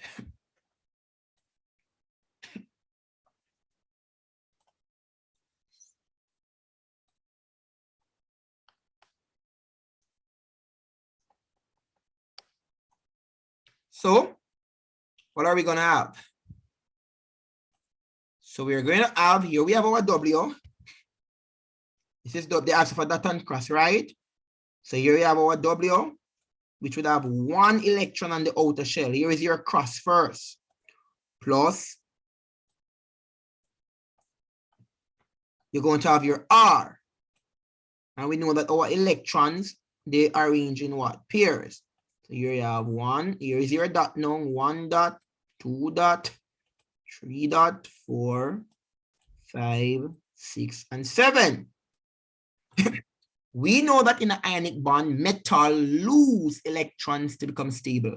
Non-metal gain to become stable. In this particular situation, W would have been your metal. Therefore, it will lose its 1. And R, which is a non-metal, will gain. Therefore, you will have something looking like this. Let me use a different color.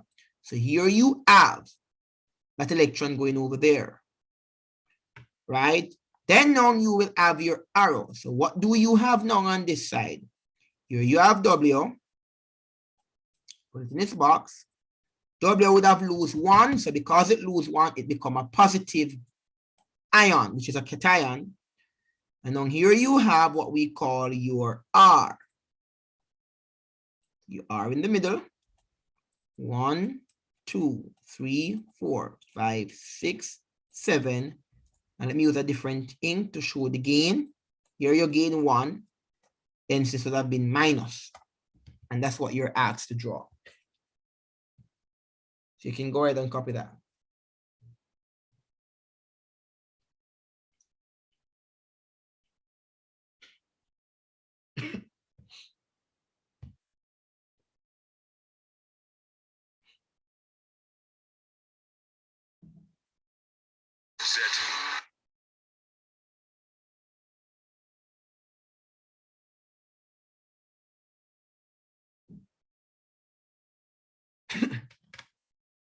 So you can take a picture or you take a screenshot.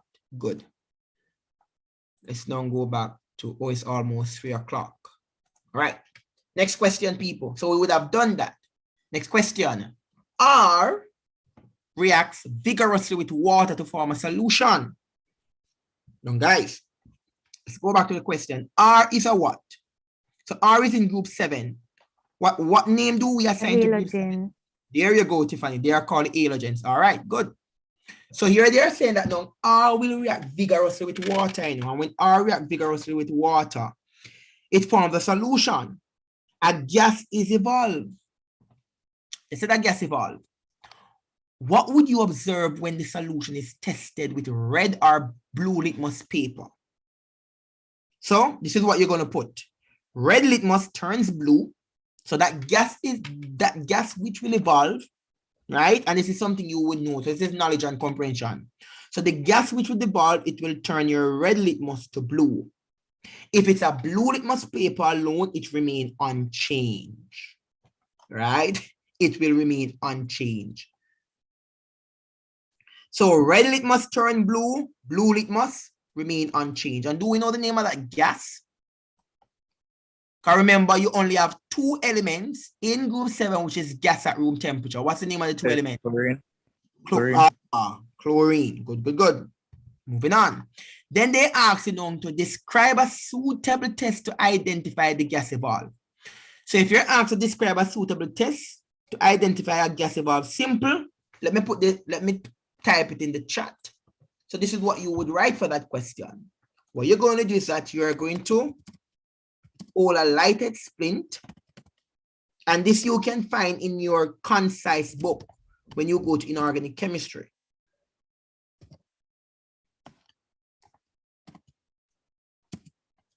In gas,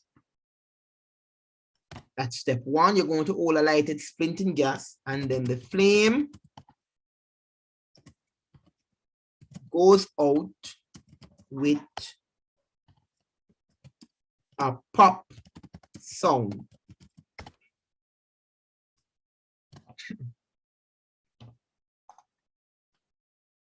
There you go, Akeem. Good.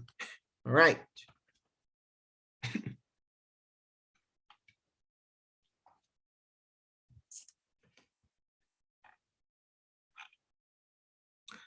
And then we move to the other question, which is asking you to define heat of neutralization. That would have been an energetics question. So that's once again a knowledge and comprehension, and I'm going to type definition in the chat. So heat of neutralization is the energy. So we're talking about energetics here. Change per mole of water forming during the neutralization of an acid by a base.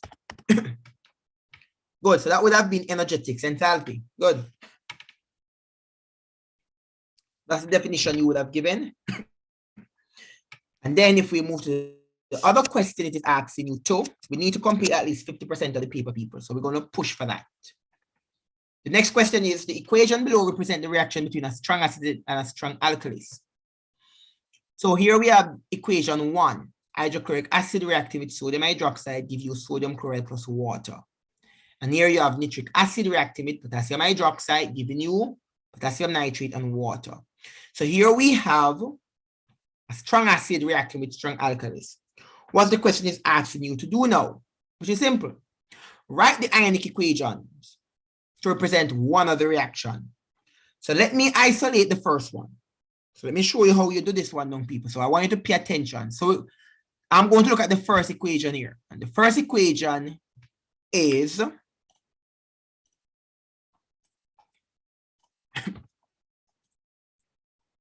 I soon let you go, people. I know we are almost at 3. So I'll let you go in a few.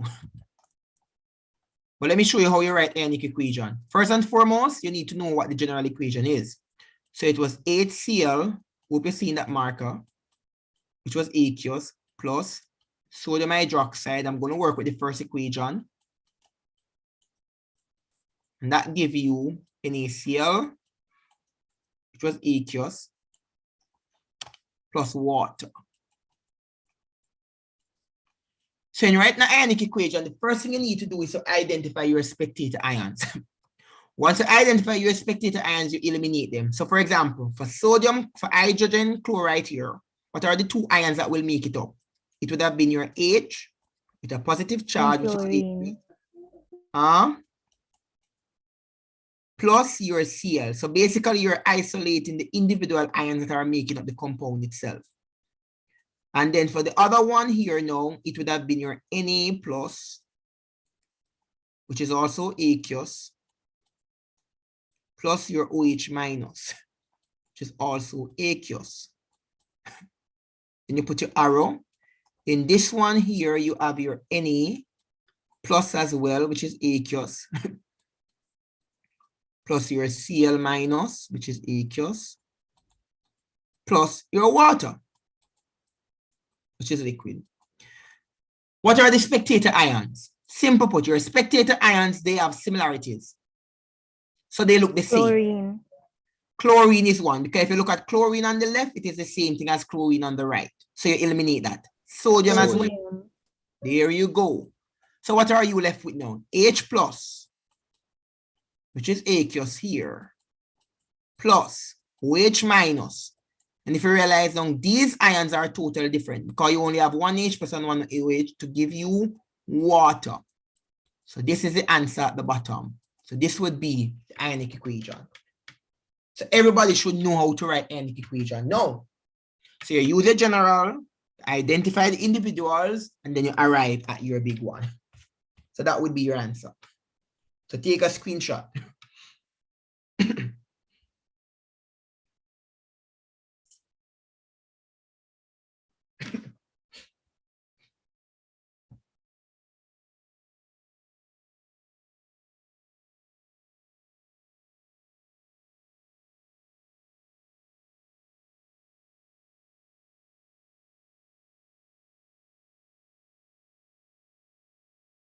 Okay. And then now, let me close this. Go back to the paper. Next question is, the values of delta H1 and delta H2 are approximately the same. And look at the two values here. They are what? Both of them would have been negative 56 kilojoules per mole. So they are the same. Suggest a reason for that. So what would you say? They are the same in each case because what? 1 mole of water is formed. That's all. Look at the mole ratio. 1 mole of HCl react with 1 mole of sodium hydroxide to give you 1 mole of sodium chloride and 1 mole of water. Look at the bottom one, the same thing as well. 1 mole of nitric acid react with 1 mole of potassium hydroxide to give you 1 mole of potassium nitrate and water. So the reason why the two values are the same is because 1 mole of water is formed. And then that would be the answer. And that's another 15 marks. Right? And students, I want to take you through question 3. So just give me about 5 more minutes of your time. I know it's 3 o'clock, but I want to take you through an organic chemistry question and then I'll send you on your way. Now, for 5th formers, you're exposed to organic chemistry. 4th formers, you will get there. So here you have pentane and pentene. There are 2 hydrocarbons. Write the name of the homological series for pentane and pentene. Anybody want to type it in the chat, please? Sir, pentane would be alkane and pentene would be alkene. Excellent, that's correct. Good, good, good. I'm seeing it. So alkane and alkene, there you go. The next question is asking you, draw the fully display unbranched structure of pentane. So how many carbon atoms will pentane have? 5. 5. Good, good, good. And they say 12 unbranched. So let me take you quickly to the whiteboard and show you how that will look. So they said unbranched, that means there is no branch. You only branch a pentane, only branch a alkane if you're asked for isomer. So it would have been 1, 2, 3, 4, 5. And remember, this would have been a hydrocarbon. Hydrocarbon simply means it is made up of hydrogen and carbon atoms only. So this is what they're asking you to draw.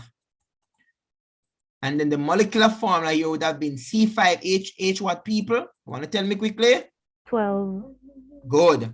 And you could use the general formula to tell you that. And we know that the general formula for alkane is CN what?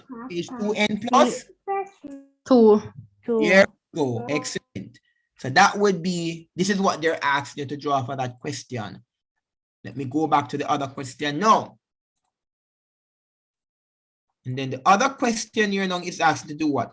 Write a balanced chemical equation to show the conversion of pentene to pentane. So here they're asking them to write a balanced equation to show the conversion of pentene to pentane. So that is what you call an addition reaction. So let me show you what that would be. To go back to the whiteboard again. Almost through, people. So remember now, alkane only undergo 2 types of reaction. Alkane don't react a lot because they are said to be saturated.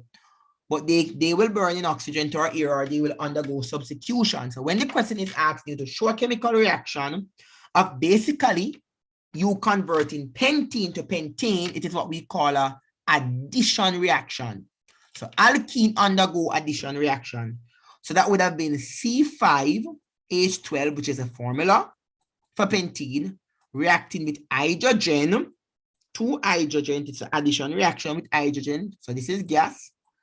This is liquid, to give you C5H12. I think this is supposed to be C10, sorry. And then this would be your liquid. This is C12. So that's what you would put there. So C5H10 plus H2 to give you C5 and H12. So let me hope you're all good. So you can just copy that quickly.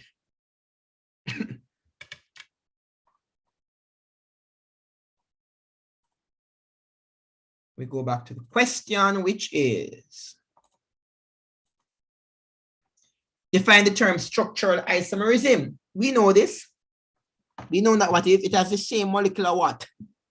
Same molecular formula, but different structural formulae. Thank you very much. And then the other question asks you to draw a fully displaced structure of another isomer with the same molecular formula as pentane.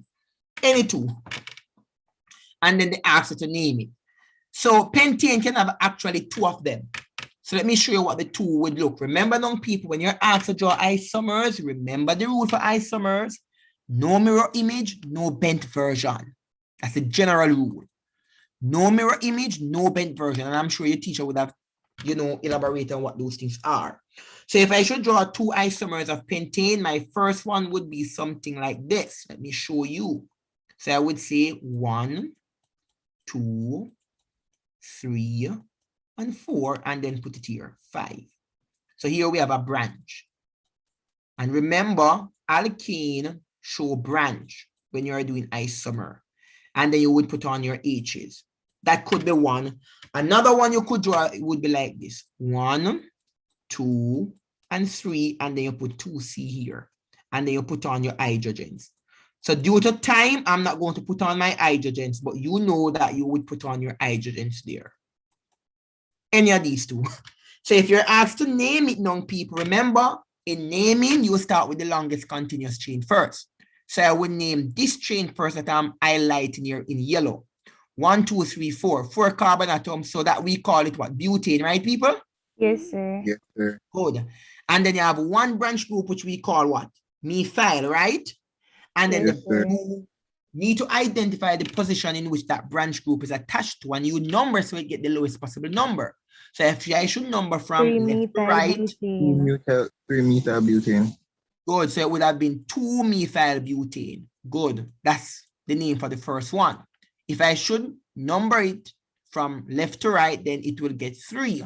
But if I should go from right to left, it will get 2. And I want to get the lowest possible number. The other one, now the name would have been what? How much is in the longest continuous chain? 3. What's the name of that? Propane, right? Okay. Yes, sir. Yes, sir. You have 2, so it is dimethyl, right? So it would have been 2, 2 dash dimethyl propane. So you can draw any one of these 2. Any one of these would have been the isomer of pentane. Same molecular formula, different structural formula. So you should get C5H12, right? So that's what you would put there.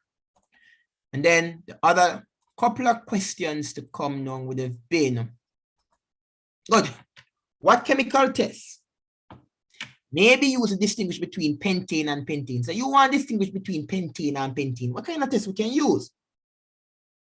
You can use bromine water, or you can use the oxidizing agent potassium permanganate, right? Good, bromine solution. So for example now, if you use bromine solution, when you add bromine solution to the alkane, which is pentane in this case, it will have no effect, no changes.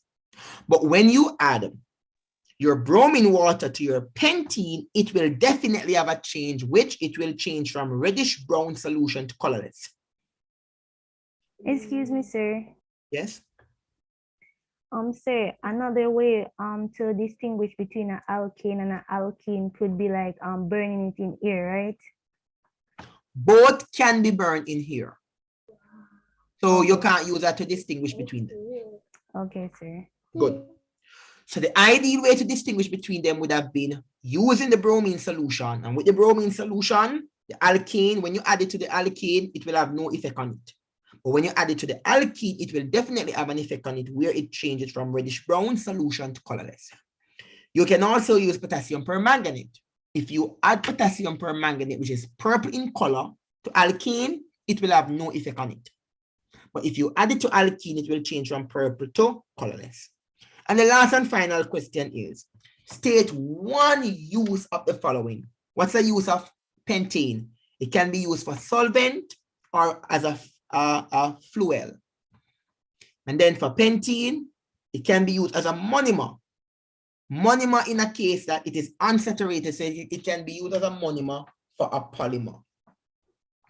And then we would have completed 50% of the paper, right? I will dialogue with Mrs. Hamilton to ensure that you get a copy of this exam script. You can go ahead and work on question 4, 5, and 6. If the possibility exists that we will meet in this forum again, then I will pick up from question 4 and complete from 4 to 6. But due to time, we will have to stop here. But if you understand everything being discussed so far, guys, type number 0 in the chat if you're good with what we talk about today. Let me see the zeros coming in. Send them in. Send Excuse them. me, sir. I'm taking the question shortly. Come in. I just want to make sure everybody is good. Send in the zeros once you're good, once you understand. Good, good, good. Keep them coming in, guys. I need some confirmation here. Let me see some more. All right, good. So we're all good to go. Taking the question. Go ahead. Okay, sir. So the reason why I asked the previous question, sir, is because there was this time I was reading a chemistry book, and it says like a way to distinguish between an alkane and an alkene, like when you burn it in air. For alkenes, you would see a clean blue flame, and for alkenes, you would see a yellow sooty flame. Oh, now I understand your question. So now, to elaborate some more on your question, for both of them, when you burn them, right, in air, you will see that for sure. But there's a reason for that. So for as you rightly said, so when you burn your alkene, right, in air or oxygen, it's gonna form carbon dioxide and water as steam, however, they will burn clear blue non-smoky flame. And the reason for the clear blue non-smoky flame is due to the fact that the carbon to hydrogen ratio is very low. But both of them will actually show you the same thing. And as you rightly said, when you burn alkene, right, in air oxygen, right, you will definitely get a smoky yellow flame. So what I want you to understand is this. When you burn any one of these compounds in oxygen or air, if you see your clear blue flame, then for sure, the carbon to hydrogen ratio is low. If you see a smoky yellow flame, it simply means that the carbon to hydrogen ratio is very, very high. Understood? Yes, sir. Thank you. Yes, sir. No problem. Any other question? All right, guys, if there's no other question, all the best in your exams to come. Please study, be consistent, be focused and disciplined, and I'm sure you will do well. If any more marathons are planned, you will be informed, and then we will continue the paper. Have a good evening, guys. Oh, thank you, sir. Bye. You're welcome, guys. Bye-bye.